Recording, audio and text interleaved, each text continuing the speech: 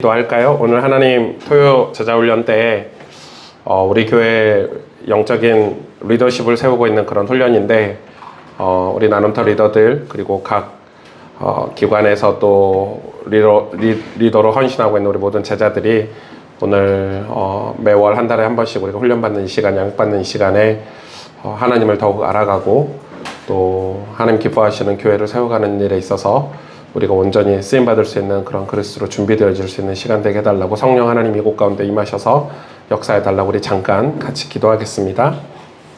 하나님 감사합니다. 주님 이 시간 토요 제자 훈련을 통해서 우리가 영적인 리더로 세워지는 시간 되게 도와주시고 하나님 은혜와 합당한 역사들이 일어나는 복된 시간 되게 도와주세요. 하나님 우리는 부족하지만 연약하지만 세임 주시고 은혜 주셔서 하나님 놀라운 일들을 감당할 수 있는 자들 될 수 있도록 축복해 주세요. 예수 그리스도 이름으로 기도합니다. 아멘. 자, 보기라도. 자, 페이지 받으셨죠? 아마 여러분 오늘 보시면 이걸 그냥 읽으시면 뭔 말인지 만약에 이해하신다면 여러분 신학을 공부하신 거고, 네, 조금 어려우실 수도 있어요. 그러나 제 강의를 듣고 나면은 이게 왜 필요한 건지, 또 이게 왜 우리가 신앙생활 하는데 중요한 그런 이 내용인지를 좀 확인할 수 있어요. 여러분 원죄에 대해서 진짜 많이 들어보셨죠? 오늘 그걸 다룰 거예요. 원죄. 많이 들었는데 도대체 원죄가 뭔지 원죄를 설명하실 분 계세요? 혹시 나는 원죄를 수도 없이 들었잖아요. 신앙생활 하면서. 장로님 원죄에 대해서 한 번만 장로님이 그냥 이해하고 있는 그냥 지금 생각나는 대로 아마 비슷해요. 수준이. 저도 비슷하고. 하나님이 먹지 말라고 하셨던 선악과를 인간이 먹은 사건을 원죄로. 그렇죠. 예. 한 50% 맞은 것 같죠? 그걸 누가 했죠? 왜 원죄죠? 왜 오리지널 신이죠? 이제 원죄를 오리지널 죄라고 그러잖아요. 원래의 죄. 죄는 그러면 하나였다는 거네요. 죄가 하나라는 말이잖아요. 원죄니까. 근데 우리는 왜 원죄 때문에 고생해야 되나요? 그쵸? 좀 궁금하죠? 근데 이게 이제 보통 학문에서는 원죄론이라는 걸 다루지 않아요.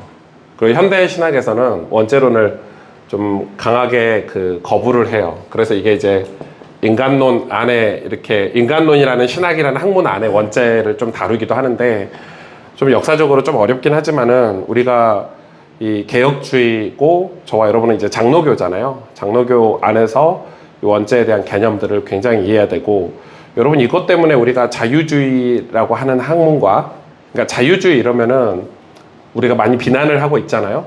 그 자유주의와 보수주의 그러니까 개혁주의의 차이가 여기서 되게 많아요.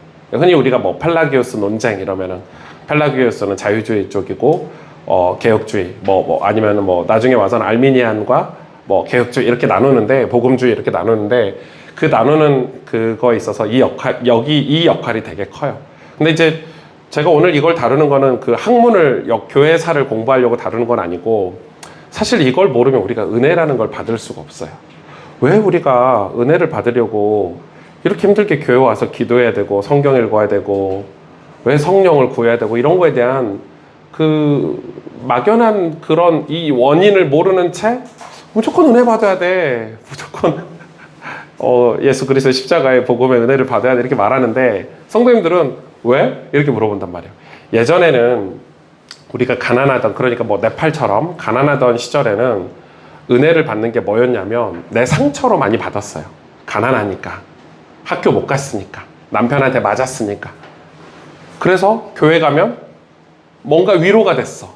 그래서 그걸 은혜라고 생각했는데 현대사회에서는 부족한 게 없잖아요. 솔직히. 여러분이 밤새 기도할 이유가 뭐가 있어요. 돈 벌지. 저 합리적으로 논리적으로 좀 생활 바르게 하면은 선하다고 그러지. 그러니까 그러면 요즘 시대는 그럼 은혜를 안 받아야 되냐?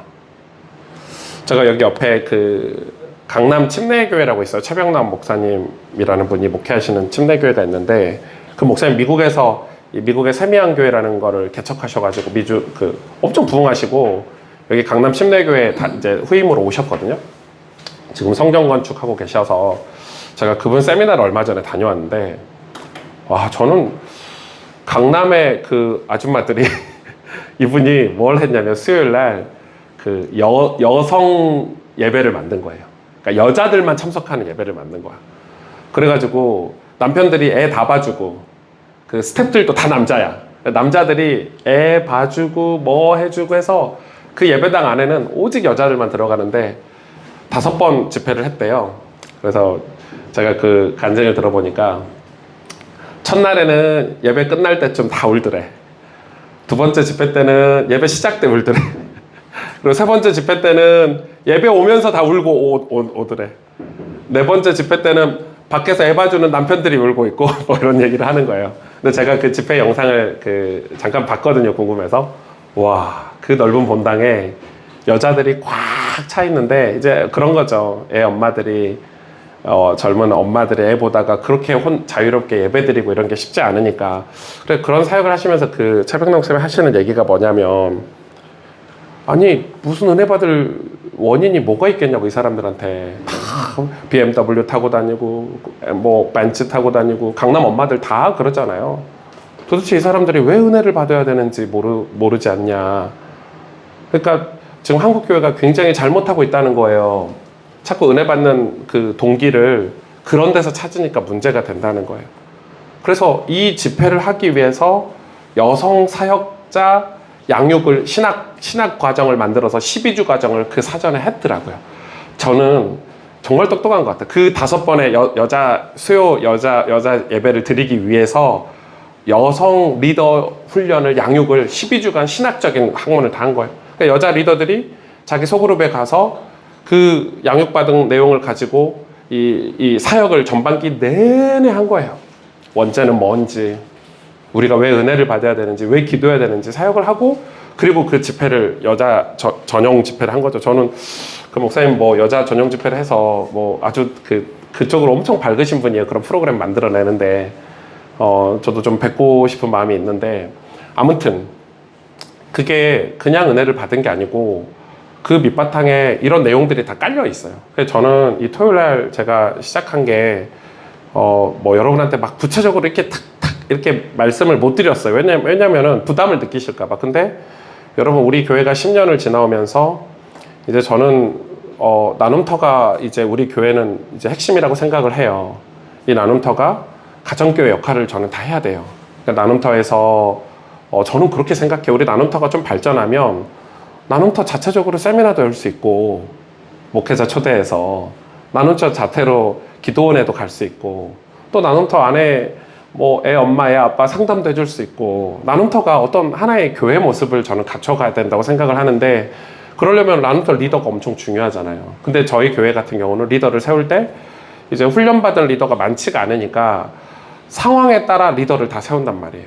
근데 저는 앞으로 제가 뭐 그렇게 강한 목사는 아니지만, 이런 뭐 최병남 목사님처럼 강력한 목사는 아니지만, 제 마음에도 이 토요 제자훈련을 수료하신 분을 리더로 세우지 않으면, 왜냐면은 여러분, 이 훈련을 받지 않는 리더가 계속 나눔터를 하다 보면은 엇박자가 계속 나겠죠. 모르는 상태에서 나눔터, 그러니까 지금 저희 교회도 잘 되는 나눔터, 잘 안 되는 나눔터가 이렇게 구분이 되잖아요. 그거 어쩔 수가 없는 거죠. 리더의 영향이 크니까.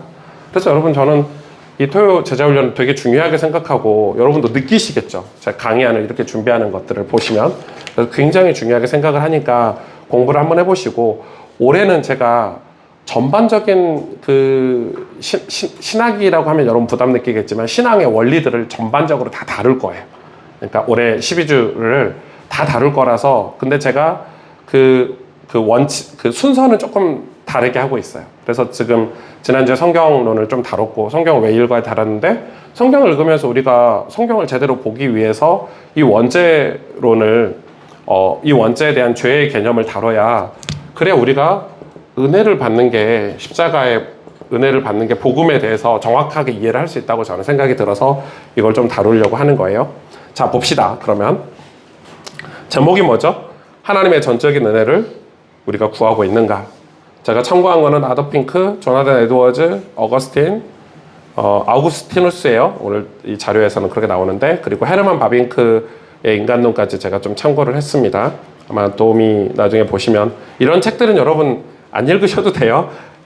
뭐 아더핑크의 전적 부패 정도는 읽어도 자꾸 얇은 책이니까 나머지 책들은 다 이렇게 두꺼운 이 책들이라서 굳이 읽지는 않으셔도 됩니다.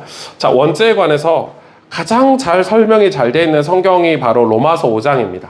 로마서 5장 12절에서 21절인데 이건 조금 다 읽어봐야 돼요. 아마 그리고 여러분이 로마서를 읽으면서 이 부분을 다 읽었는데 정확히 이해는 안 되셨을 거예요.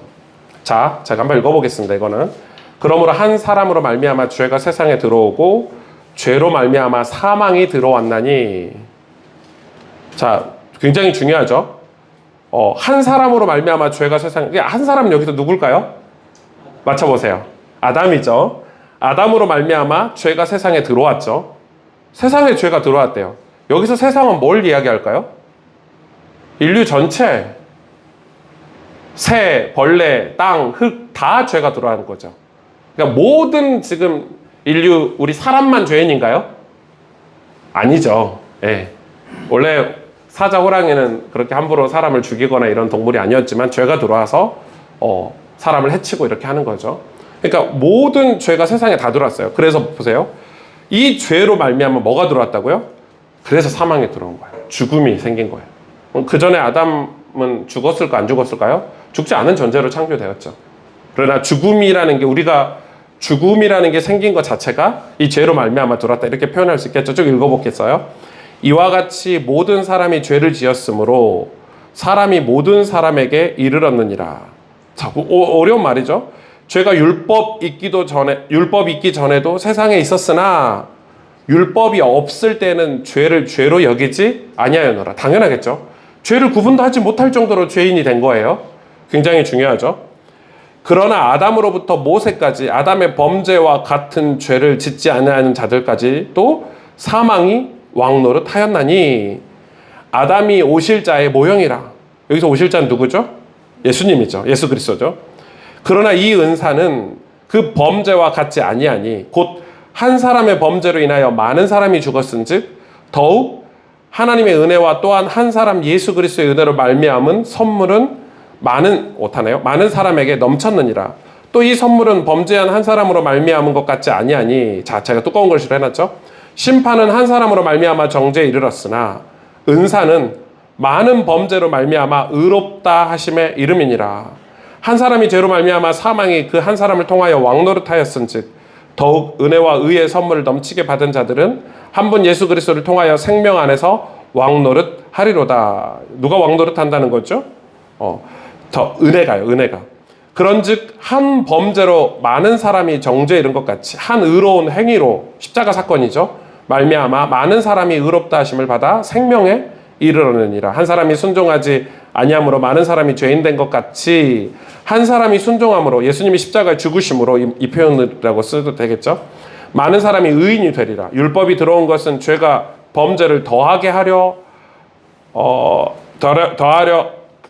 함이니 그러나 죄가 더한 것에 은혜가 더욱 넘쳐나니 이는 죄가 사망 안에서 왕노릇한 것 같이 은혜도 또한 의로 말미암아 왕노릇하여 우리 주 예수 그리스도로 말미암아 영생에 이르게 하려 함이라.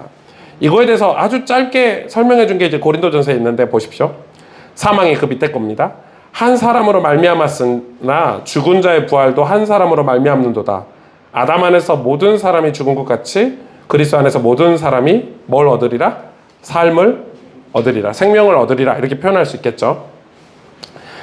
이거를 좀 중요하게 생각을 하고 있는데 제가 오타가 좀 많아서 자 보세요. 원죄에 대한 개념을 한번 정리를 한번 해볼게요. 칠판으로 제가 정리를 해볼게요. 여러분이 그동안 가지고 있던 원죄의 개념과 특히 여러분은 좀 죄송한 표현이지만은 다락방에서 가지고 있는 원죄의 개념을 조금 잘못된 개념이 있어요. 그걸 오늘 좀 수정을 해보려고 해요. 자, 원죄 이러면은 예를 들어서 인간이 하나님을 떠나 사탄에게 잡힌 상태,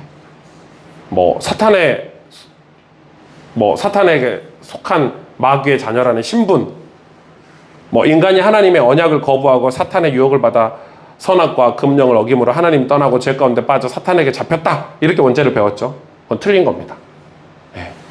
그거는 정통 교리가 아니에요. 그걸로 지금 이단 시비가 붙은 거거든요. 핵심이에요, 그게. 다락방이 이단 교리가 있는 게. 여러분, 우리가 사탄에게 잡힌 게 원죄가 아니에요. 자, 원죄의 개념 정확히 뭐냐면 아담의 범죄로 인해 죄책이라고 하는데 신학적으로 죄책이라고도 하거든요. 오늘 많이 나온 죄값이죠. 죄값. 죄의 값이에요. 죄책이라고 단어를 쓸 거예요. 제가. 왜냐하면 책들이 다 그렇게 표현을 하니까 죄책과 그 후에 모든 인류가 갖고 태어나게 된 부패한 죄의 본성, 네이처라고 그러거든요. 본성.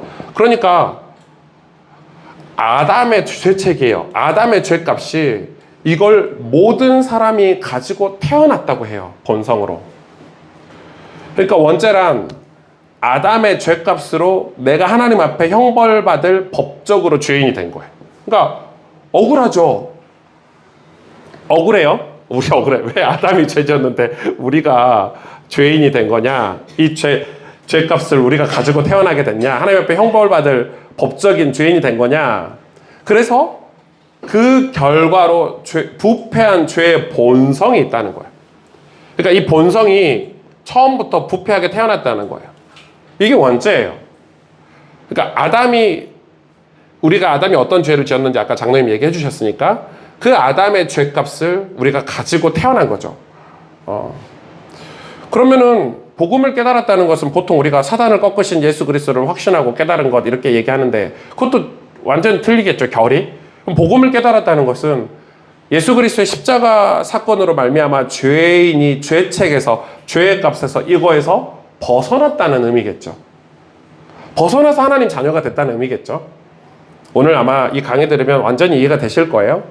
그럼 죄 문제 해결도 마찬가지예요. 사단을 꺾어야 죄 문제가 해결되는 게 아니고 그리스도의 십자가로 모든 죄를 씻음받는 걸 얘기해요.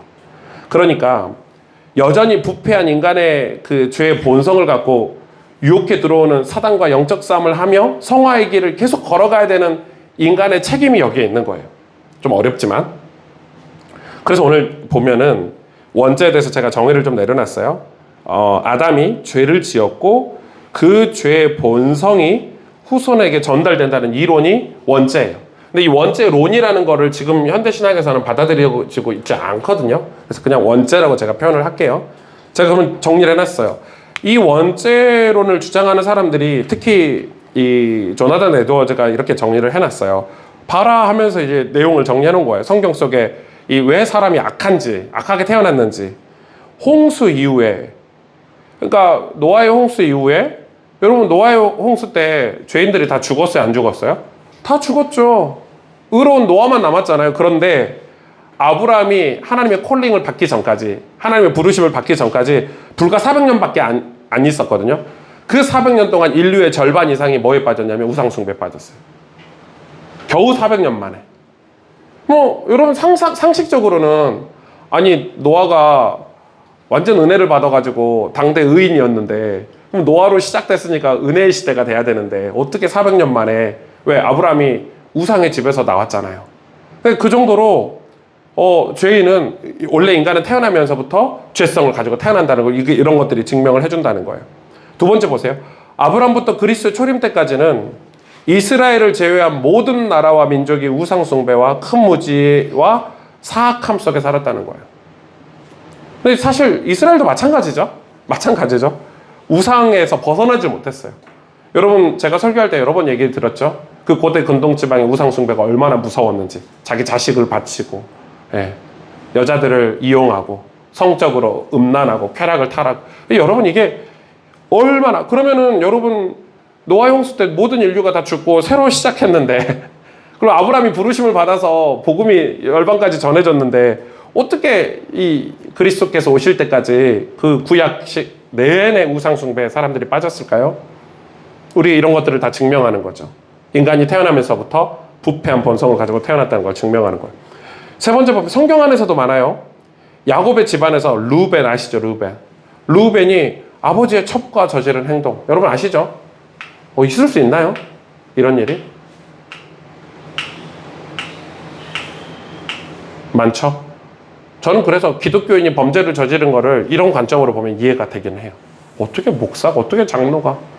지금 똑같은 거예요. 르우벤은 여러분 목사의 집안의 자녀잖아요. 쉽게 말하면. 근데 아버지 첩과 부정한 짓을 저질렀죠. 유다와 다말 있을 수 있나요? 이걸 우리가 막 언약적으로 뭐 설명해가지고 뭐 하나님이 뭐 언약을 이어가기 위해서 그거는 그 하나님이 인간의 죄악 속에서 구원의 끈을 놓지 않으시는 사건이고, 이건 인간의 역사적으로 봤을 때는 유다와 다말의 행태가 과연 있을 법이나 한 일입니까? 범죄죠, 범죄. 우리가 범죄하고 있지만 하나님이 우리를 놓치지 않으시는 게 언약이고, 이거는 완전히 말도 안 되는 거잖아요. 세겜 족속에 대한 야곱 아들들의 행동, 이것도 아시죠? 용서했습니까? 자기 여동생을 그렇게 했다고 해서 완전히 끔찍한 일을 벌였습니다. 여러분, 제가 설명 안 해도 다 아시니까. 요셉을 잔인하게 다룬입니다. 형들의 행동. 여러분, 요셉을 죽이려고 했어요, 형들이. 뭐 했다고요? 시기 질투해서. 아버지가 꽃가워 줬는데 요셉이 너무 자랑하니까 그리고 당신들이 되게 절할 거다 막 꿈 해석하니까. 근데 형들이 얼마나 잔인하게 다뤘냐면 처음에 죽이려고 구덩이에 집어넣었죠. 여러분, 어떻게 형들이 친동생은 아니죠. 배다른 동생이긴 하지만 동생을. 나중에 어떻게 했어요? 돈 몇 푼 받고 팔아버렸죠. 그를 살리려고 팔았습니까? 어떤 그 비디오에 보니까 그 형제 중에 한 명이 그래도 요셉을 살리려고 뭐 팔자 이렇게 했는데 마침 그 노예상이 지나가서 팔았는데, 저는 그렇게 생각하지 않습니다. 살리려면 그렇게 살리는 게 아니죠. 그 당시 노예로 팔려간다는 거는 죽는 거하고 똑같았습니다. 그래서 어떤 그 주석에 보니까 차라리 죽이는 게 낫다고 표현까지 했습니다. 노예로 팔려가면 끔찍한 일을 당하니까. 근데 너무 요셉이 극적으로 노예로 팔려가서 반전이 너무 많아가지고 우리가 그게 이제 하나님 섭리이긴 한데 끔찍하죠. 어떻게 형제가 자기 동생을 그렇게 할 수 있을까요? 이게 다 죄의 본성 때문에 그런 거 아닙니까? 애굽에 살았던 이스라엘 백성들이 애굽에 살면서도 우상 숭배를 했거든요. 여러분, 애굽의 노예로 살면서 그들이 완전히 우상 숭배에 빠져 살았어요. 애굽 신을 섬겼으니까. 그런데 거기까지 이해가 가. 그래도 출애굽에도 어떻게 했어요? 출애굽해도 또 우상을 만들었잖아요. 금송아지를 만들었죠. 그러면서 불평불만을 쏟아냈잖아요. 여러분, 광야에서 이스라엘 백성이 가나안에 못 들어간 유일한 한 가지 이유가 불평불만이었어요. 여러분, 크리스찬들이 불평불만하는 걸 많이 고치셔야 돼요. 저도 엄청 많거든요, 불평불만이. 고쳐야 돼요. 감사가 이 천국에 들어가는 조건이라고 이야기하는 신학자들도 많아요. 그러니까 우리가 완전 변화가 돼야 돼요.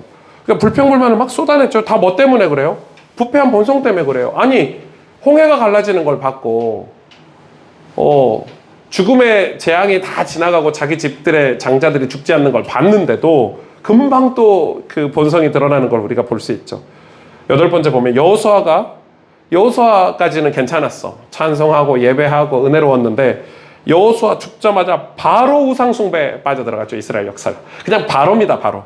그 다음 세대가 아니고 여호수아 다음 세대에 바로 우상숭배를 시작했습니다. 야, 이 죄가 엄청 무섭습니다. 이래놓고 원죄를 어떻게 우리가 부정할 수 있습니까? 원죄를 부정할 수 있습니까? 자, 근데 원죄를 부정하는 사람들이 있어요. 단체들이 있어요. 보세요. 2번째, 원죄론을 반대하는 이 원죄를 부정하는 사람들입니다. 자, 원죄론이 거부되었다는 것은 인간이 죄인이 아니거나, 엄청 중요해요. 이게 인간의 교만이거든요. 죄를 지으려는 욕망이 없다는 것은 아니에요. 그러니까 그 사람들도, 원죄를 반대하는 사람들도 우리가 죄인이 아니고 죄를 지으려는 욕망이 없다는 건 아니다 이렇게 말을 해요. 그런데 즉 아담의 죄가 후손에게 전달된다는 것을 거부하는 거예요. 그러니까 죄는 있기는 한데 아담의 죄가 후손들에게 전달되는 것을 거부하는 거예요. 왜 그렇죠? 그러니까 이 사람들은 태어나면서부터 죄인이라는 걸 거부하는 거예요.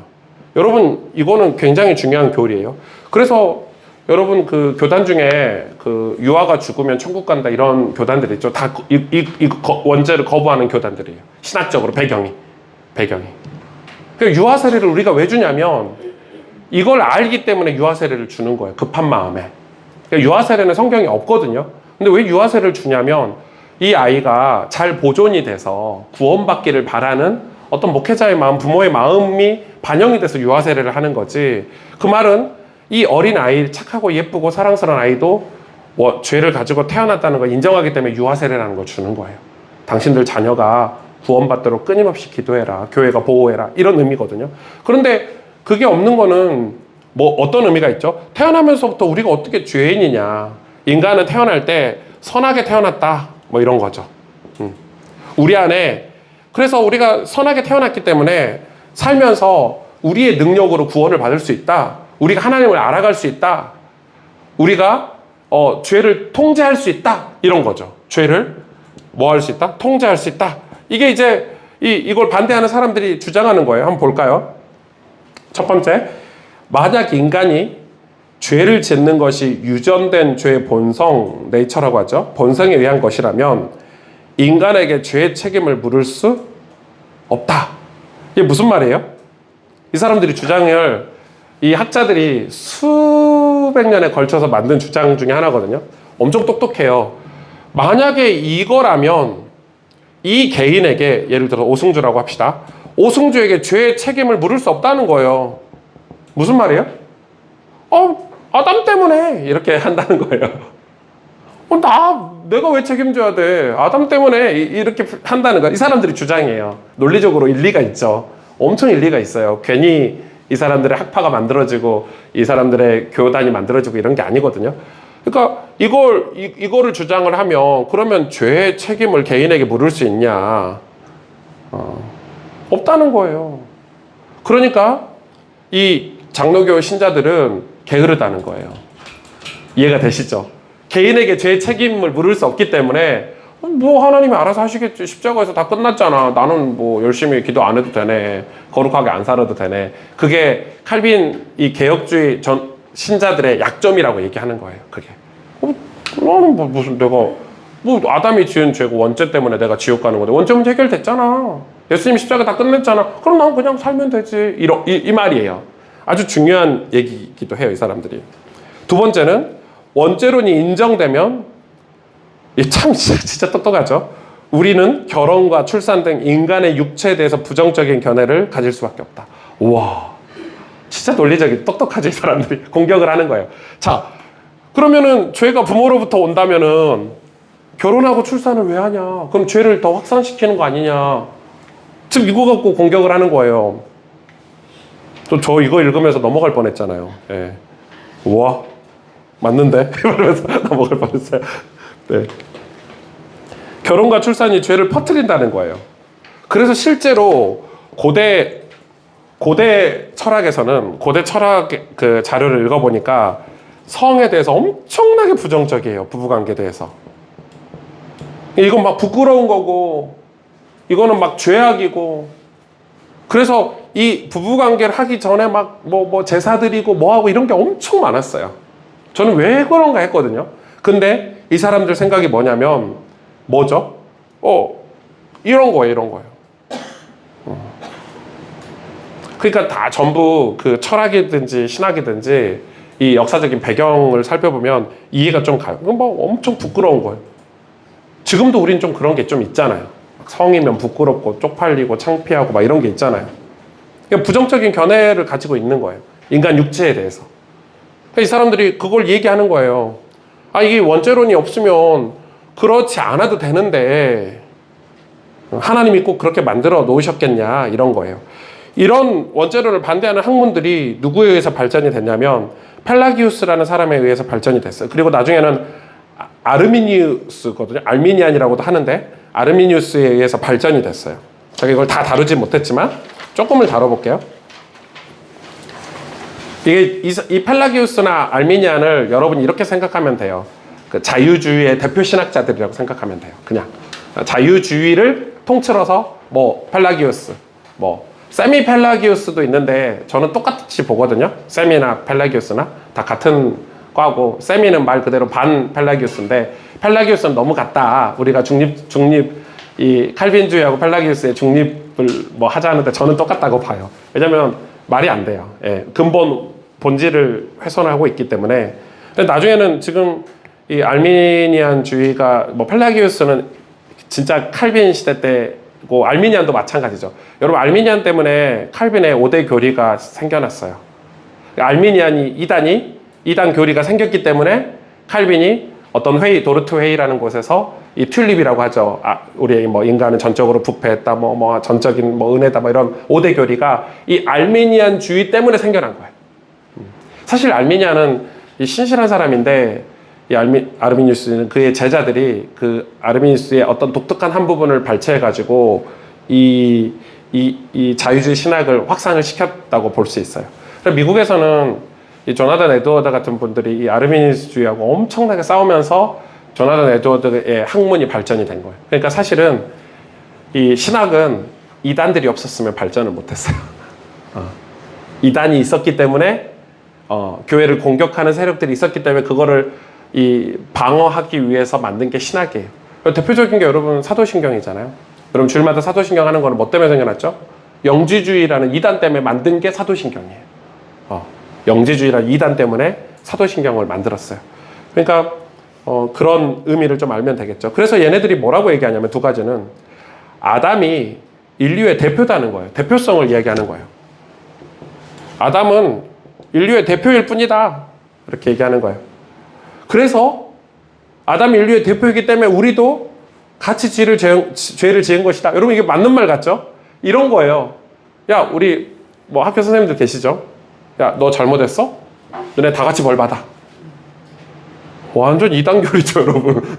이거하고 다른 거잖아요. 본성이 타락했다는 거하고, 예를 들어서 학급한 애들이 모두가 다 죄를 짓는 거하고, 얘가 죄 지었으니까, 반장이 죄를 지었으니까, 나머지 아이들이 다 벌받아. 이건 다른 얘기예요. 근데 이 펠라기우스가 이렇게 얘기를 한 거예요. 똑똑하죠, 근데. 진짜 똑똑한 것 같아요. 아담은 인류의 대표다는 거예요. 그래서 모든 우리가 다 같이 죄를 지은 거라는 거예요. 그리고 두 번째 보세요. 이게 조금 미세하게 차이가 있다는 걸 아셔야 돼요. 아담은 인류 최초의 인간이 아니라 보편적인 인간을 상징한다고 본 거예요. 이건 알미니안주의에서 얘기한 거예요. 그러니까 아담이 왜 대표냐? 최초의 인간이 아니고 그냥 모든 인간 중에 한 명이다. 그래서 아담이 죄를 지은 것처럼 우리도 아담처럼 연약하니까 우리도 아담과 같으니까 우리도 죄를 짓는 거다 이렇게 얘기한 거예요. 그러니까 아담을 또 이게 더 발전한 학문인 거죠. 아담을 그냥 인간이야. 대표성이 아니야. 그러니까 다 뭘 부정? 이걸 부정하기 위해서 끊임없이 이런 학문들이 발전을 한 거예요. 왜? 이걸 절대 안 받아들여요. 여러분 지금도 한국 교회에서 원죄를 받아들이는 교단이 많지 않습니다. 여러분은 예수님 믿는 사람들이 다 원죄를 받아들인다고 생각할지 모르지만은 실제로는 잘 받아들이지 않아요. 그러니까 엄청 중요한 걸 지금 다루고 있는데 이렇게 이야기를 하고 있는 거예요. 조금 좀 살펴봐야 되는데 자 제가 자료를 좀 찾아왔습니다만은 이거를 제가 조금 이 페이퍼에 없는 강의를 좀 해볼게요. 예. 자, 펠라기우스의 견해를 조금 더 설명을 한번 해볼게요. 자, 이 펠라기우스는 이렇게 얘기를 했어요. 아담의 죄와 그의 후손들의 죄 사이에는 아무런 필연적 연관성이 있지 않다라고 얘기했어요. 부정한 거죠. 자, 아담은 선하지도 악하지도 않은 중립 상태로 창조되었대요. 하나님 그렇게 창조하셨대요. 여러분, 중립 상태라는 게 있나요? 오늘날 인간도 이와 같은 상태에서 태어난다. 선하지도 않고 악하지도 않은 중립 상태로 태어난다는 거예요. 그래서 옳은 일을 행할 능력이 있으며 중생은 필요하지 않다라고 얘기했어요. 누가요? 펠라기우스가. 그러므로 원죄는 있을 수도 없고 아담으로부터 죄책의 죄값이 전가된다는 거죠. 어떤 오염의 어떠한 전가도 있지 않다는 거예요. 이게 완전 부정했죠, 펠라기우스는. 이렇게 주장한 거는 자기의 교리를 밀기 위해서예요. 여러분, 그게 이단들은 자기의 구원 교리를 밀기 위해서 이런 것들을 전부 수정해버리거든요, 성경을. 그러니까 성경이 왜곡될 수밖에 없어요. 성경을 전체적으로 믿고 받아들이는 게 아니라 내가 성경의 어떤 성경 한 구절에 꽂혀가지고 이거를 주장하기 위해서 다른 성경 구절들을 다 그릇되게 해석하는 게 이단들이에요. 펠라기우스도 마찬가지거든요. 자기의 자유의지 교리를 주장하기 위해서, 자기의 구원 교리를 주장하기 위해서 나머지 것들을 다 훼손을 시켜버리는 거예요. 똑같은 얘기, 펠라기우스도. 그리고 뭐라고 얘기합니까? 단지 죄의 행위가 있으며, 죄의 행위가 있대요. 중립적인 상태니까 인간이 죄를 지을 수 있다는 거예요. 그래서 그 죄, 이거는 개인적인 성격을 띈다고 얘기한 거예요. 그리고 그러나 아담은 나쁜 모범을 보였고 후손들은 이를 모방하려는 경향 때문에 죄의 보편성이 드러난다고 얘기했어요. 그러니까 그냥 아담은 개인적으로 죄를 지었다. 그리고 후손들은 그걸 모방하려고만 했다. 여러분, 그걸 모방하려고만 했으면 이런 일들이 벌어지지가 않죠. 아까 성경에 있었던 일들이. 그런 일들이 벌어지지 않죠. 이거에 대한 반박이에요. 이거에 대한 반박을 칼빈이 했어요. 보세요. 펠라기우스의 견해는 성경에 위배가 된다. 로마서 오늘 저희가 읽은 거죠. 오늘 로마서 5장 12절에서 21절은 분명히 아담과 후손들 간의 연관성을 제시하고 있다. 펠라기우스 입장은 우리의 경험에 모순된다. 제 경험 얘기했죠. 무슨 경험이죠? 죄의 경험이에요. 죄는 우리의 본성을 원래의 상태로 버려두지 않으며 즉각적으로 본성에서 영향을 미친다. 이 칼빈이 진짜 중요한 얘기를 했어요. 우리의 경험 얘기를 했거든요. 칼빈이 그래서 자기 경험을 얘기한 거예요. 자기도 그 도시에 어디죠? 프랑스에 프랑스 사람이에요. 칼빈이 프랑스 사람인데 스위스 제네바에 가서 이 종교개혁을 했죠. 프랑스에 갈 때 창녀촌을 지나갈 때 자기 고개가 본성적으로 돌아간다는 거예요. 칼빈 스스로 얘기했어요. 그래서 자기는 하루에 8시간씩 기도를 하고 성경을 연구하는 학자인데도 창녀촌을 지나갈 때 고개가 안 돌아간 적이 없다는 거예요. 그래서 의지를 가지고 내가 저들을 쳐다보지 않아야지, 의지를 가지고 항상 생각하고 걷지 않으면 내 고개는 자동적으로 돌아간다는 거예요. 그 본성을 그렇게 얘기하더라고요. 만약에 지금 칼빈이 얘기 맞죠? 그 본성이라는 걸 원래 상태로 내버려 두면 어떻게 되죠? 창녀를, 칼빈이 예의를 드는 거예요. 창녀를 쳐다보고 호주머니에 돈이 있나 보고 돈이 있으면 들어간다는 거예요. 그런데 자기는 그 본성을 내버려 두지 않는다는 거죠. 자기는 아침에 성경 들고 하나님 자녀라는 확신도 있고 그 성령의 도움을 의지해서 그 본성에서 빠져나온다는 거예요. 고개를 돌렸다가 아차 싶어서 돌아간다는 거예요. 그러니까 그거를 얘기했을 때 펠라기우스가 말한 거는 완전히 틀린 거다. 인간의 자유의지가 선하다는 건 완전히 틀린 거다라고 얘기를 하는 거죠. 나쁜 모범이 항상 타락에 이르게 하는 것은 아니라는 거예요. 또 하나. 이걸 반발한 거죠. 어떻게 이 아담이 범죄를 했는데 선악과를 따먹었는데 하나님을 배신했는데 그 모범이 항상 타락에 이르거나 아니다는 거예요. 여러분 예를 들어서 느부갓네살 왕 앞에서 이 다니엘 같은 사람 그리고 요셉과 같은 사람, 여러분 만약에 형들이 그렇게 했다면 요셉이 막 화가 나가지고 불평불만하고 막 다 때려 부시고 이렇게 했어야 되는데 요셉은 어떻게 했죠? 형들을 다 용서했잖아요. 다니엘 보세요. 느부갓네살 왕 앞에서 어떤 행동을 했죠? 완전히 선한 행동들을 했잖아요. 그러니까 이 나쁜 모범이 항상 타락에 이르게 한다는 건 아니라는 거예요. 그러니까 이런 예화들을 칼빈이 계속 들었어요. 들면서 이 얘기하는 거예요. 자, 오늘 좀 정리를 해볼게요. 그러면 원래 하나님께서 하나님의 총체적인 인성을 만드셨다는 거예요. 우리를 만드셨어요. 자, 보세요. 우리를 만들었죠. 시간 흐름에 따라 이 인성은 많은 독립적인 개체도 나눠졌어요. 아담은 이 인성의 전부를 소유했고 때문에 그가 범죄하였을 때 이 인성의 모든 부분이 죄를 범한 거예요. 자, 좀 어렵긴 해요. 저도 좀 어려워요. 예. 공부를 하고 이해는 하고 있는데 어려워요. 그러니까 아담이 선악과를 따먹었을 때 우리가 신학에서는 어떻게 이해를 하고 있냐면 선악과를 따먹고 하나님과 단절되었을 때 선악과를 따먹은 손과 입만 범죄했냐? 그게 아니라는 거예요. 마음, 생각, 육체, 우리 모든 인성이 다 범죄했다는 거예요. 그렇게 보는 거예요. 그래서 그게 각 개체가 됐을 때 그 죄값이 부패한 본성으로 모든 사람 안에 내재돼서 우리는 태어난다는 거예요. 그러니까 이게 죄의 정가라고 하거든요. 정가. 그렇게 설명할 수 있겠죠.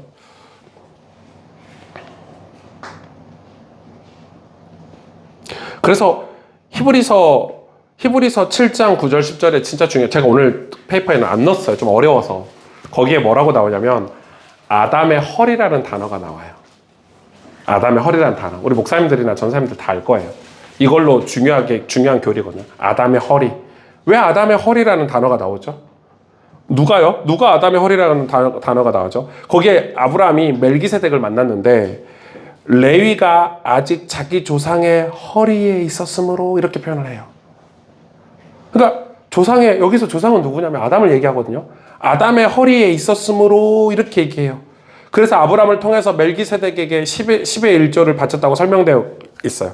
그러니까 이게 무슨 말이냐면, 자, 이런 성경 구절이 엄청 중요한데 우리는 잘 모르니까 넘어가는데, 이와 같은 방식으로 우리는 아담의 허리에 있었던 자들로서 아담 안에서 죄를 범했다는 걸 이해할 수 있는 거예요. 그러니까 아담 안에 지금 있다고 누구는 이해하고 있냐면 아브라함은 이해하고 있는 거예요. 우리 모두가 지금 아담의 허리에 있다 이렇게 표현을 한 거예요. 그 표현이 문학적인 표현인데 다 아담의 죄 아래에 있다라고 아브라함은 이해를 한 거예요. 그래서 10의 1조를 바치면서 이게 뭐 저 사람이 선해서 저 사람이 뭐 주의 종이니까 뭐 이렇게 바치는 개념이 아닌 거예요. 그러니까 뭐 내가 뭐 착하고 의로워서 10의 1조를 받고 당신들에게 선을 베풀고 이게 아니라는 거야. 지금 아브라함의 머릿속에는 우리 모두가 다 죄인인데 하나님의 은혜로 구원받았다 이런 표현을 지금 쓰고 있는 거예요. 그렇기 때문에 우리 역할을 다 하는 것뿐이다 이렇게 얘기를 하는 거예요. 그러니까 이 아담은 그리고 그가 처음으로 죄를 범했을 때 어떤 사람이라고 성경을 이야기하냐면 공적인 사람이래요. 다시 말해서 대표라는 거예요.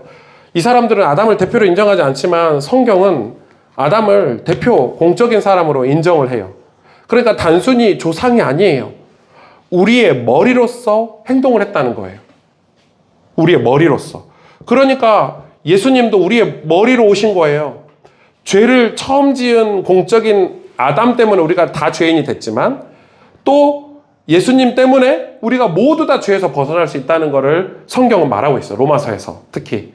그러니까 이것 때문에 아담은 만약에 아담이 이 역할을 하지 않는다면 여러분 나중에 예수님의 십자가 사건이 우리를 다 구원했다는 게 성립이 돼요? 안 되죠. 그래서 펠라기우스주의나 알미니안주의에서는요. 예수 그리스도의 십자가 복음을 강조하지 않습니다. 인간의 선행을 강조하는데 그래서 이런 이론이 나오는 거예요. 그러니까 생각해보세요.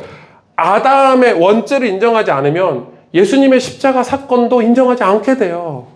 그게 값싼 구원론이나 뭐 구원파나 뭐 저 자유주의 신학계에서 이야기하는 게 근데 이제 성경에서 예수님도 있고 이것도 있고 하니까 인용은 하지만은 은연중에 뭐라고 얘기하냐면 아유 우리가 좀 착한 일 좀 해서 구원받을 수 있지 않냐. 우리가 좀 선한 일 좀 하고 우리 스스로 좀 옳은 일을 선택해서 하나님이 우리를 구원해 줄 수 있지 않냐라고 은연중에 얘기를 하는 거예요, 걔네들이. 그러니까 여러분 그 사람들의 은혜는 우리가 추구하는 은혜와 결이 좀 많이 다르죠. 좀 달라요. 자, 보세요. 좀 볼까요? 조금 더 볼까요? 제가 그냥 이 페이퍼에 없는 내용들 그리고 페이퍼를 보시면 좀 도움이 되니까 좀 살펴보면 좋을 것 같아요. 우리는 이 아담은 그래서 이 자연적이고 육체적으로 우리의 조상인 동시에 우리의 대표자로서 죄를 범했다고 했잖아요. 따라서 우리 모두가 그 죄책에 연루되었다 이렇게 표현을 하고 있어요. 그러니까 죄값에 우리 모두가 다 연루가 되었대요. 하나님은 아담의 죄책을 우리에게 전가하셨대요. 이걸 이제 우리가 뭐 직접 전가 이러는데 어렵죠? 이해만 하세요. 우리가 다 직접 전가가 된 거예요. 왜냐면 제가 직접 전가를 단어를 쓴 게 뭐냐면 아마 여러분이 앞으로 우리 대한민국에서 신앙생활 하시려면 간접 전가가 계속 나올 거예요, 여러분. 예, 뭐 여러분 신앙서적을 읽다 보면 또 어떤 목사님의 설교를 듣다 보면은 반대의 게 계속 나오니까 제가 개념을 여러분한테 좀 나누는 거예요. 간접 전가가 있겠죠, 직접 전가라는 게 있으면. 그래서 이 직접 전가는 뭘 이야기하냐면 우리의 타고난 부패성에 의해서 죄책이 중개되는 게 아니에요. 그러니까 자 보세요. 부패성은 타락은 여기서 부패는 타락을 말하는데 타락은 부모들을 통해서 우리에게 전가된대요. 이게 완전 직접 전가의 얘기예요. 그러니까 뭐 어떤 거냐면 자, 좀 설명을 해볼게요. 이렇게 직접 전가가 되는 게 아니라 우리도 인간의 개체다. 우리도 모든 인간은 중립성을 가지고 있는데 부모가 죄를 지으면 우리도 죄를 지을 수 있는 거다. 이렇게 생각하는 거예요. 이게 이제 펠라기우스나 알미니안주의가 발전된 형태의 신학인데, 자유주의 신학인데, 그러니까 독립적으로 보는 거예요. 그냥 우리 뭐 죄인이라고 쳐. 그러면 우리가 죄인이기 때문에 죄를 짓는 거지, 죄가 전가된 거는 아니라고 이야기하는 거예요. 계속 원죄를 부정하는 이유가 있어요, 이 사람들이. 그래서 헤르만 바빙턴은 이걸 보고 사탄 신학이라고 그랬어요. 마귀가 준 신학이라고 그랬어요. 심지어는 이걸 보고, 헤르만 바빙턴은. 왜? 이거를 계속 부정해요. 그러면 보세요. 인간을 완전 독립적인 개체로 본다면 이 사람이 나 이거 내가 짓고 있는 죄 안 지으면 나 구원받을 수 있네? 이런 논리로 가는 거예요. 여러분도 우리 안에 은연 중에 그런 게 있지 않습니까? 우리 안에 은연 중에. 그러니까 이 원죄를, 죄 정가를 다루지 않으면 우리 개인이 뭐 우리 공동체가 혹은 뭐 그럴 수 있죠. 우리 개인이나 공동체가 내가 죄를 지어. 그럼 이 죄를 해결하는 거는 도덕적인 해결 방식도 있고 윤리적인 해결 방식도 있고 여러 가지 해결 방식이 있을 수 있잖아요. 그러니까 예수님의 십자가는 그냥 한 번만 받으면 돼. 우리 죄 문제 해결했네? 그러면 끝. 더 이상 당신 필요 없어. 어떤 법적인 효력만 있는 거예요. 법적인 효력만. 그 다음부터는 우리 그냥 선하게 살면 되고 깨끗하게 살면 되는 거 아니야? 그럼 구원받는 거 아니야? 이제 아주 이게 이제 값싼 구원론이잖아요. 그러니까 이 죄가 우리를 부패한 본성으로 원죄가 내려왔다는 걸 이해하지 않으면은 이 개인주의로 완전히 가게 되거든요. 자, 이걸 좀 다뤄봅시다. 저는 이게 완전히 이해가 됐거든요. 저는 완전히 이해가 돼가지고 너무 은혜를 많이 받고 왔는데 여러분한테 이해시키는 게 제 숙제인 것 같아요.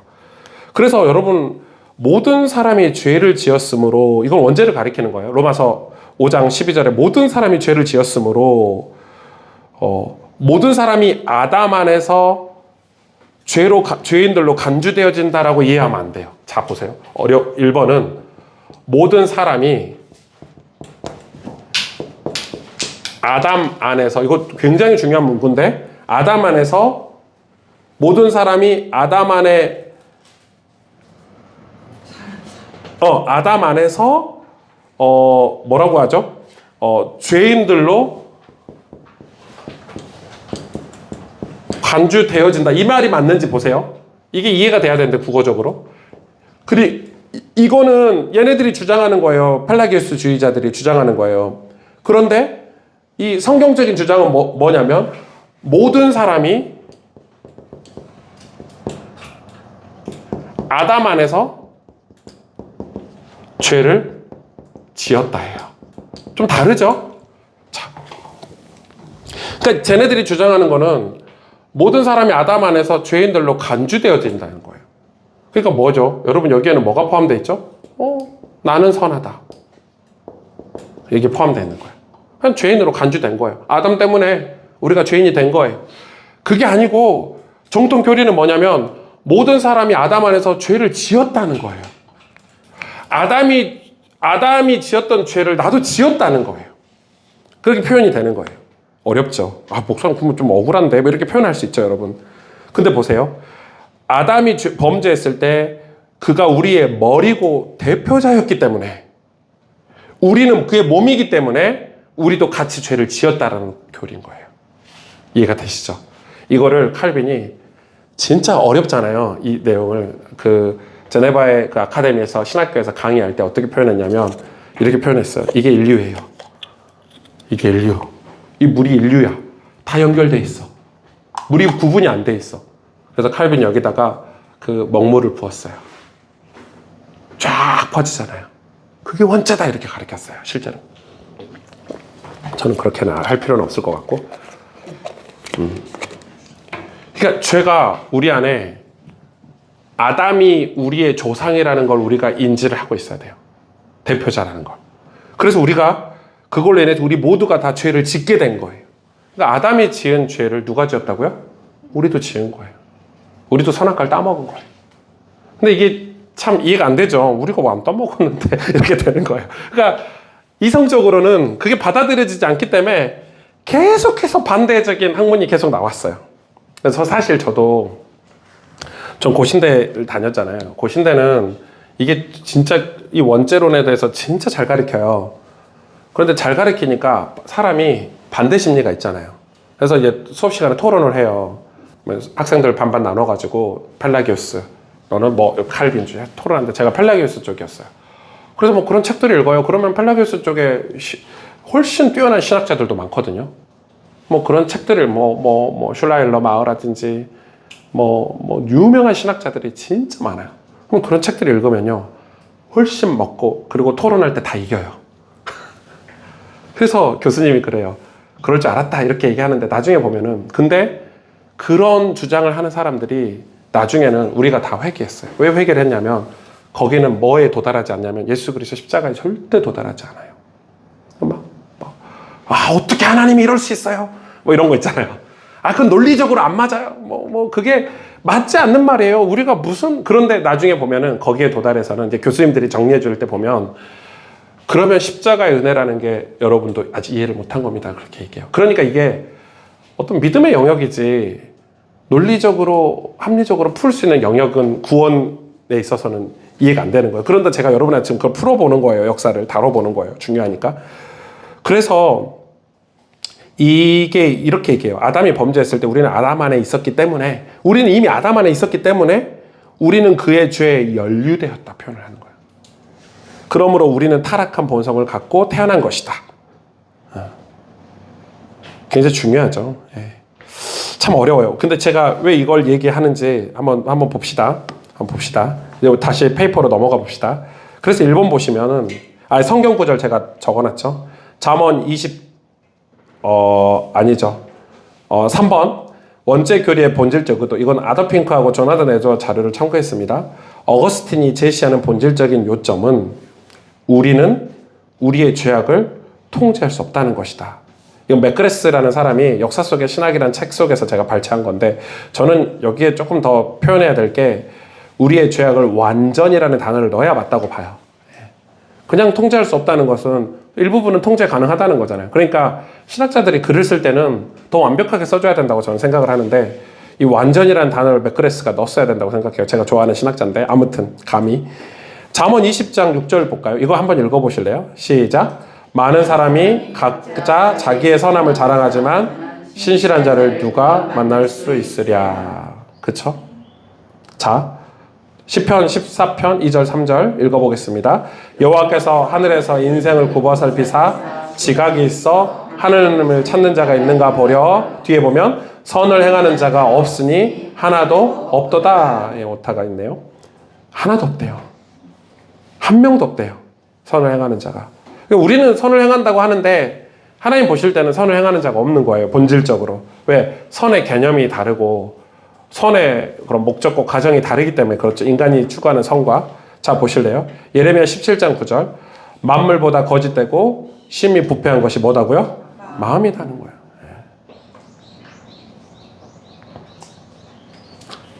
욥기 15장 14절. 제가 이거 오늘 아침에 제 친구하고 통화하는데 그 오재경 목사하고 아침에 통화할 일이 있어서 통화하는데 이야기하면서 왔거든요. 마음에 대해서. 오재경 목사가 지금 어제 휴일날 제가 체육대회 하고 왔다 막 이런 얘기 막 자질구레하게 막 얘기해요. 와 부럽다 이러면서 자기들도 아이들하고 좀 체육대회하고 놀고 싶었는데 장로님들이 요즘 그 교회 장로님들이 너무 은혜를 많이 받아가지고 장로회에서 부부동반 등산을 제안을 했대요. 목회자들과 함께. 그래가지고 이제 뭐 장로님들 가정 그 부부 동반하고 목회자들 부부 동반하고 이제 장로님들이 미리 사전 답사도 갔다 오고 뭐 식당도 예약하고 엄청 좋은 시간을 보냈대요. 너무 좋잖아요, 사실. 장로님 저는 좋은데 갔다 와서 밥 먹는데 부목사들이 불평불만 쏟아내는 거예요. 이런 휴일날 우리가 왜 막 이런 얘기를 하는 거예요. 그래서 저한테 그러더라고요. 야, 우리 부목사들 어떻게 해야 되냐? 그러면서 이제 그런 얘기를 하는 거예요. 근데 자기도 그런 마음이 있었다는 거예요. 왜? 가족들이 있잖아요. 어린 아들하고 딸이 있기 때문에 장로님들 꼭 다른 날 좀 하지. 이런 휴일날은 좀 가족들하고 보내고 싶은데 저도 사실 그런 마음이 종종 들거든요. 근데 이제 갔다 와서 그런 얘기를 하니까 자기는 좀 깜짝 놀랬더라는 거예요. 아니 사실 뭐 그럴 수도 있죠. 그러니까 그 본성 얘기를 하는 거예요. 참 우리가 악하다. 나도 우리 목사님들하고 얘기하는데 나도 같은 마음이 들더라. 장로님들이 이 교회를 위해서 좋은 시간을 가지려고 다 기획하고 우리 부목사들 손 하나 깐딱 안 하게 답사 다녀오고 또 식당에서 좋은 식당하고 심지어 장로님들이 그 부목사님들 사모님들 선물까지 다 샀대요. 그래가지고 완전히 위로해 주려고 만들었는데 그 와중에 불평불만을 하더라. 그 와중에 본성이 나오더라. 그러니까 그런 얘기를 하면서 제가 이야기를 한 거예요. 예레미야에. 좀 깜짝 놀랐어요. 적용하되 오늘 강의할 내용인데 이랬더니 만물보다 거짓되고 심히 부패한 것이 마음이라는 거예요. 근데 저도 그런 게 너무 많거든요. 솔직히. 너무 잘하고 좋은데 제 마음이 불편하고. 제 안에 뭐가 있다는 거예요? 죄가 있다는 거예요. 본성이 타락했다는 거예요. 여러분 칼빈만 창녀촌 지나가다가 고개가 돌아가요? 여러분 핸드폰으로 늘 고개가 돌아가잖아요. 그런데 어떻게 인간이 선하다고 할 수 있고 중립적인 상태라고 말할 수 있습니까? 욥기 15장 14절 욥이 뭐라고 얘기했습니까? 사람이 어찌 깨끗하겠느냐? 여인에게서 난 자가 어찌 의롭겠느냐? 욥기에는 이 원죄에 대해서 정확히 이야기하고 있죠. 여자에게서 난 자가 어찌 의롭겠느냐? 시편 51편 5절에 어머니가 죄 중에서 나를 뭐 했다고요? 잉태하였다 이렇게 얘기해요. 우리 모두가 다. 성경은 이 원죄에 대해서 정확하게 얘기를 하고 있어요. 근데 얘네들은 성경을 안 봐요. 그리고 성경을 부정하죠. 성경을 왜곡하고. 왜 그럴까요? 한번 볼까요? 그럼 원죄 교리가 왜 있어야 되냐? 이 원죄에 대해서 성경이 왜 이렇게 말을 하고 있냐? 첫 번째 볼까요? 아니, 정의를 좀 내릴까요? 원죄 교리의 의도는 이건 제가 적은 거예요. 한 개인이 그 사람의 죄악을 완전히 제어하거나 완전히 책임질 수 없다는 교리예요. 이 원죄 교리는. 굳이 원죄 교리를 왜 만들어야 되냐? 그냥 예수 믿고 구원받고 천국 가고 다 즐겁게 살다가 천국 가면 되지가 아니라, 여러분 저는 어제 우리 윤전도사님 설교에서가 아니라 저 어제 금요예배 진짜 은혜를 너무 많이 받은 거예요. 야, 어떻게 전도사가 저런 설교를 하지? 이러면서 여러분 금요예배 어제 설교 들어보세요. 그게 맞아요. 근데 지금 얼마나 우리 자체가 지금 타락을 했냐면 이 원죄 자체를 인정하지 않으려는 계속 갈 수밖에 없는 게 죄에 대한 개념이 하나도 없기 때문에 예수님이 우리를 위해서 십자가를 죽으신 게 마치 우리가 원하는 어떤 우리의 무언가를 이루어지기 위한 걸로 이미 신학이든지 교회에서 설교가 다 세팅이 돼버렸어요. 그래서 그런 교회가 인기가 있을 수밖에 없어요. 그러니까 이 원죄 교리에 대해서 왜 부정을 자꾸 하는지 아셔야 돼요. 그래서 심지어 헤르만 바빙크는 이게 사탄 신학이라고까지 얘기했어요. 우리가 예수님을 믿지 않게 하려고 하는 사탄 신학이라는 거예요. 우리가 온전한 죽음을 맞이하게 않게 하려는, 죽고 천국 가게 하지 않게 하려는 사탄 신학이라는 거예요. 그러니까 이 신학을 계속 공부하다 보면 이 땅에서 유토피아, 그리고 부흥, 성장, 성공, 이런 걸 계속 추구하는 거는 천국을 못 가게 하기 위한 사탄의 계략이라는 거예요. 저는 그 말이 우리가 알고는 있지만 너무 교묘하잖아요. 네, 우리가 우리 가정 천국을 이루어야 돼. 여러분, 심지어 바빙크는 그 단어도 싫어했거든요. 가정의 천국이 어딨냐 이랬거든요. 가정끼리 화목한 걸 천국이라 그러는데 그게 어딨냐, 다 죽는데. 가정 하다가 지옥 가는데. 이렇게까지 얘기했어. 바빙크는 심하게 얘기했죠. 그게 부정적인 말인가요? 아니죠. 진짜 가정 천국은 그 천국을 흠모하고 내가 죄인인 걸 깨달아서 십자가 보혈의 은혜로 은혜가 넘쳐서 가정 천국이 이루어지는 거지. 그 시대 말하는 가정 천국, 교회 부흥, 이런 것들은 잘못됐다고 얘기를 한 거예요. 바빙크가. 그걸 한번 설명을 해볼게요. 그거에 미묘한 차이가 있어요. 그래서 사탄 신학이라고 하는 거예요. 인간은 인간의 죄를 완전히 제어할 수 없다. 그죠? 여러분 이거 동의하십니까? 예. 예. 이걸 동의 안 하시면 여러분 이제 감리교 이런 데 가시면 돼요. 감리교는 인간의 죄를 제어할 수 있다라고 말을 해요. 왜? 신학의 뿌리가 여기니까. 감리교 전체가 다 그런 건 아니에요. 그러나. 왜냐하면 우리나라 감리교는 장로교 영향을 많이 받았어요. 유기성 목사님 같은 분들을 들어보면 그 칼빈주의 공부를 많이 했다고 느껴요. 그러나 보편적인 세계 감리교는 예수님 설교 시간에 예수님 단어 한 번도 안 나오는 설교가 대다수예요. 예수라는 단어가 설교 때 한 번도 안 나온다니까요. 예. 그러니까 인간의 죄를 제어할 수 있는데 왜 예수님 필요하겠어요? 왜 우리가 은혜를 받으려고 하겠어요? 그럴 필요가 없죠. 우리도 마찬가지거든요. 그래서 원죄는 인간의 결함, 자, 단어가 중요합니다. 특별히 완전히 자유롭지는 않은 자유의지. 무섭죠? 이거에 대한 설명이에요. 인간은 자유의지를 가지고 있지만 완전히 자유로운 결정을 내리지 뭐 한다고요? 못한다는 거예요. 그러니까 어떻게 보면 이건 좀 어려워요. 자유의지가 있긴 한데 이게 상실했어요, 기능을. 이게 칼빈이 보는 거예요. 자유의지가 부패해버린 거죠. 자유의지가 있기는 해요. 그러니까 기계적으로 선풍기가 돌아가. 근데 시원한 바람이 안 나오는 거지. 뭐 이런 거. 네. 그거에 대해서 이렇게 설명을 했어요. 이 두 가지 예화를 들었거든요. 다이어트를 든 거예요. 다이어트를 하려고 해요. 계획도 다 세워. 됩니까? 거의 안 돼요. 왜 안 되죠? 자유의지는 있어. 다이어트 해야지. 난 매일 1시간씩 운동하고 음식도 아껴. 전 어젯밤에도 먹었거든요. 그러니까 저는 다이어트가 안 되는 인간이야.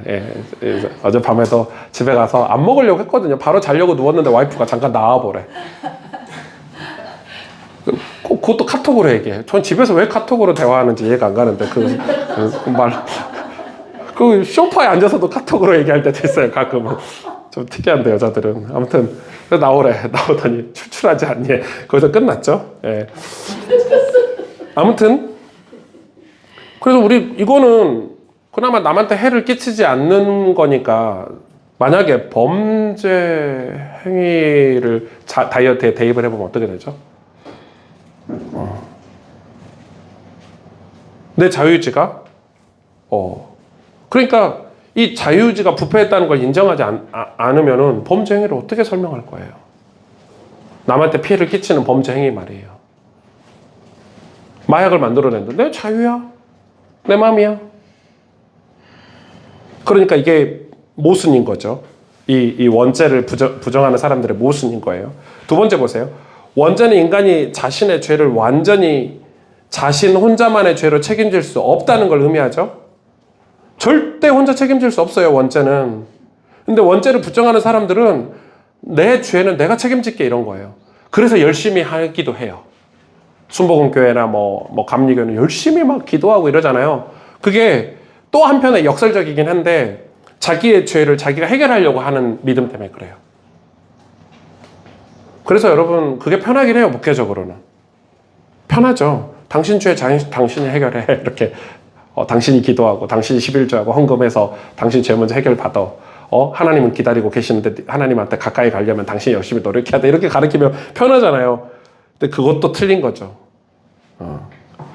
자신의 죄를 완전히 자신 혼자만의 이 책임으로 책임질 수 없어요. 그 노력으로. 죄에 대한 책임은 죄를 지은 한 개인만의 책임일까? 아니죠. 아니에요. 절대 그럴 수 없어요. 개인이 책임질 수 없어요. 공동체가 책임을 져야 돼요. 그게 새로운 공동체를 하나님 우리에게 주신 거. 그게 교회예요. 예수 그리스도를 머리로 한 지체들. 이게 교회 공동체거든요. 예수 그리스도를 머리로 한 유기적인 지체들. 교회 공동체예요. 구원받은 하나님 백성들은 다 예수 그리스도를 머리로 한 지체들이 된 거죠. 그 공동체가 새로운 공동체가 필요한 거예요. 연대 책임이라고 하거든요. 이거를. 펠라기우스는 인간에게 절대적인 자유의지가 있다고 주장했어요. 반대로 어거스틴입니다. 어거스틴은 인간에게는 자유의지가 있지만 그 능력은 훼손됐다라고 주장을 해요. 그러니까 어거스틴 같은 사람이 없으면 지금 교회는 존재하지 않겠죠. 십자가의 복음은 다 사라졌을 거예요. 근데 이런 분들이 계셨기 때문에 하나님이 이런 분들을 통해서 복음을 여태 우리까지 지금 해주고 있는 거예요. 자, 4번 보면 원죄로는 인간에게는 도움이 필요하다는 걸 함축하고 있고 원죄 때문에 우리는 하나님의 은혜와 하나님의 용서가 필요하다 이렇게 얘기하는 거예요.